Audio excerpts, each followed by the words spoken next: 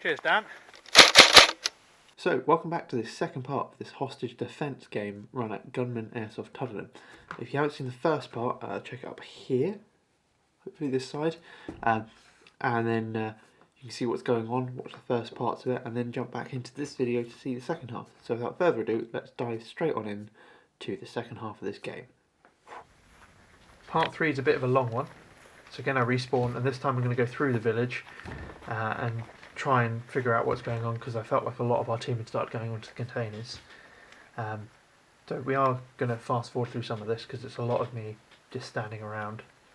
But here I'm moving into one of the buildings. I'm trying to figure out where one of our hostages are. I didn't know. I knew one was in the container, one was in the front buildings. And I believe at this point the hostage in the front building had been rescued. So we're one hostage down with probably 15 to 20 minutes remaining.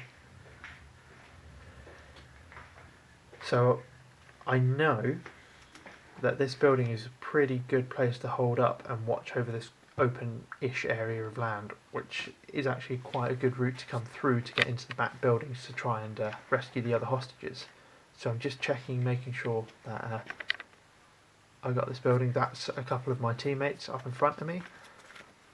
I thought I'd leave them be, let them push up and do what they want to do, but I knew that this building would kind of lock down this side approach into the back of the buildings where some of our hostages are. So the next 4 or 5 minutes is me, checking our teammates and making sure they're not opposition, and hiding in this building really. Because the good thing is it's quite dark in there, it's quite a light outside, so people looking in can't really see me, but I can see pretty well outside.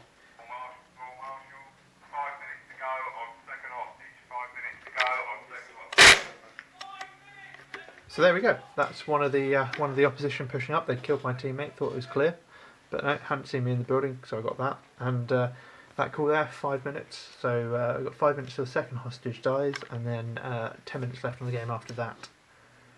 So I'm going to skip forwards a bit because I basically spend the next couple of minutes holding this building.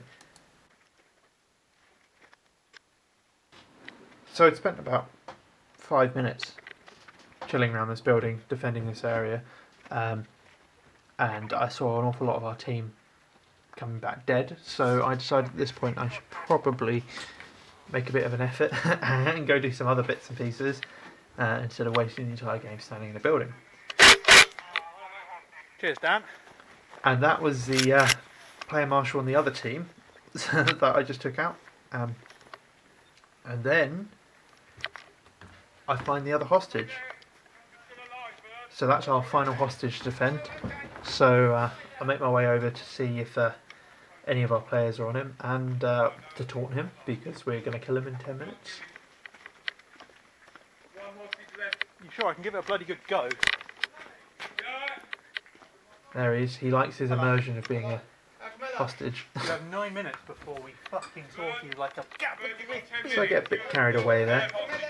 Have a little check around the building, make sure it's clear, which it is. And again I get to another point where I can view over that open area. But then I remember that I'm meant to be a bit more aggressive in this game and pushing a bit more. So instead of hanging around with him, I exchange pleasantries with the hostage again. You've got to remember, Nelly, this has got to look good, isn't it? Fucking laugher. Vernon's a very big fan of LARP, so he's getting involved. And instead I decided to go check out on some of the other buildings and see if I can find me some enemy to shoot. So again I'm checking both ways before crossing the road. Crossing into building 5. So I think I can hear people in the room next door, so I start being pretty slow and steady and trying to sweep the room. And yeah, I can see shadows moving, so I get ready for them to come around this corner. Right. So they colour challenge me, and I don't respond, because I'm pretty sure there's more than them. And it's fine to not respond, just as long as you don't lie. And then I have an idea. So I've run out the back and run round, and hopefully they'll still be expecting me to be somewhere in the building. And hopefully I can get the drop on them, but I'm worried that someone's going to be watching their back. So guns up, ready to go, and there's one. Oh, and there's another. Sorry. Close enough for a call, mate. Sorry, mate. Sorry, guys. Got a bit caught up in the moment. I probably should have called surrender on them. But, I mean, we're using sub 350 guns there. And I didn't aim for the head or anything. That was all torso hits. So again, clear them out, push straight back in to check that no one else was in there. And there we go. And then start checking up. And there we go. Sorry. Got another one of them trying to come up to take this building. So I thought I'd hold here because this is a pretty good point. Another one of the throughs to come through. I know where our hostage is now, so I'm staying in front of him and trying to hold in front of him, waiting for more people to kind of walk into my fire.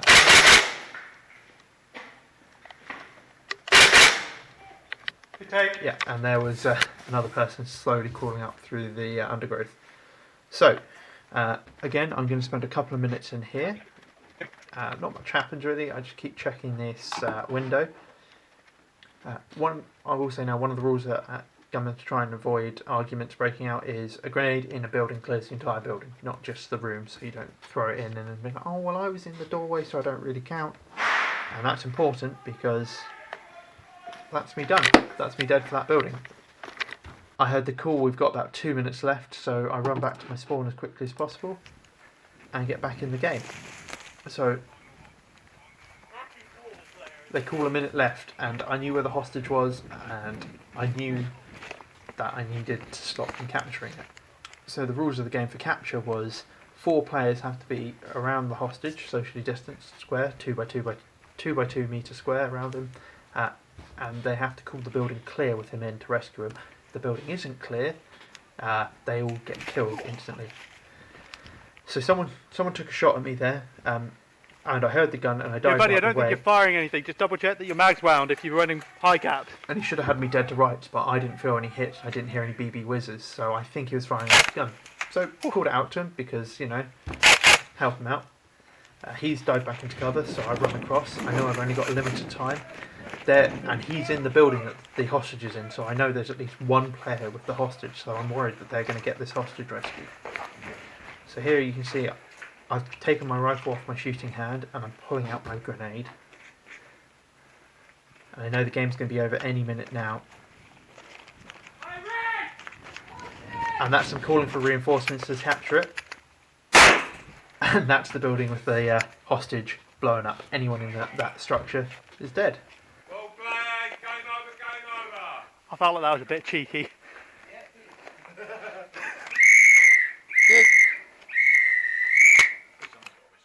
So, after watching that, there are a couple of things that I think I can take away from this. One is, I do sometimes get a bit too scope focused, and I'm not looking at my peripherals enough, and it almost bit me in the arse there, and in fact, kind of shook me enough to keep my eyes up and looking around and only dip to the scope for a little bit.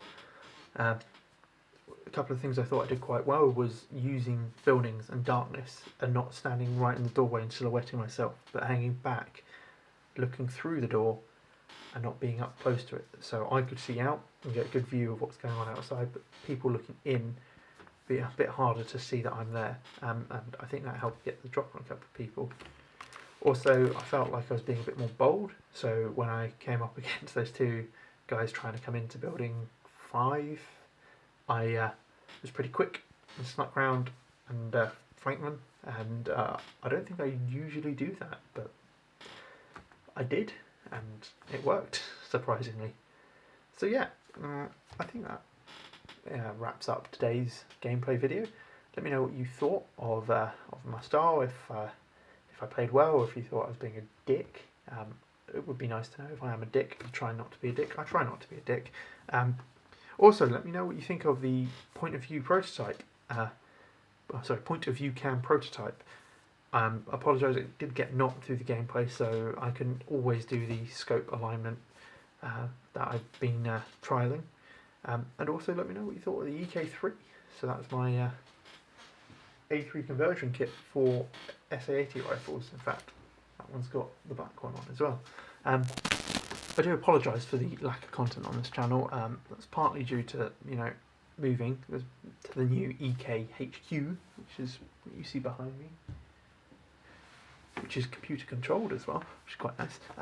And also work has been super busy of late, and basically I haven't had the time available to dedicate to doing this. But fear not, I am coming back. There is going to be more content appearing on the channel soon, so stay tuned for that.